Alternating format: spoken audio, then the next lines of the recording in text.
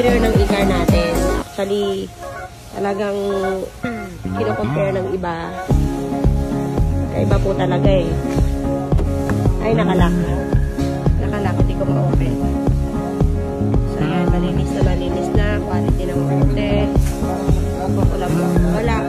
Finish niya. Ano siya ng Pangasinan bukas.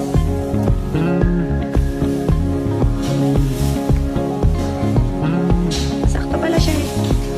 Yung kino-cover namin pag para hindi na malikabukan. Nakakulang muna po siya.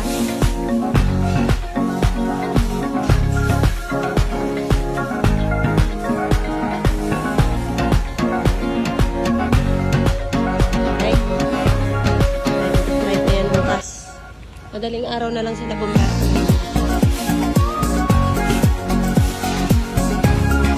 Ayan, di ba? Balot na balot para hindi na maraming kabukan.